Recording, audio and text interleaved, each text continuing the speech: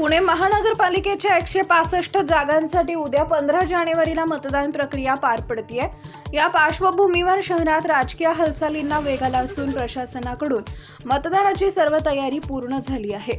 मतदान केंद्रावर होणारी संभाव्य गर्दी आणि सुरक्षेचा विचार करून पुणे वाहतूक पोलिसांनी शहराच्या विविध भागातील वाहतूक रचनेत मोठे फेरबदल केले असून हे बदल 16 जानेवारीपर्यंत लागू राहणार आहे। कायदा सुव्यवस्था अबाधित राहावी यासाठी सकाळी 6 ते सायंकाळी 7 या वेळेत पुण्यातील महत्त्वाचे रस्ते वाहतुकीसाठी बंद ठेवण्यात आले आहेत। यात विमानतळ वाहतूक विभागाच्या हद्दीत फिनिक्स मॉलच्या मागील बाजूचा रस्ता वाहनासाठी बंद ठेवण्यात आला आहे। यासोबतच विश्रामबाग वाहतूक विभागात पुरम चौक ते टिळकपेठ दरम्यानचा टिळक रोड बंद राहणार असून वाहतूक बाजीराव रोड आणि शास्त्री रोडनं वळवली जाणार आहे। तसेच दत्तवाडी वाहतूक विभागात नीलमय सिनेमा जवळील फडके चौक आणि सारसबाग परिसरातील काही रस्ते बंद ठेवण्यात आले आहेत। वाहतूक पोलिसांनी नागरिकांना पर्यायी मार्गाचा वापर करून प्रशासनाला सहकार्य करण्याचे आवाहन करण्यात आले आहे।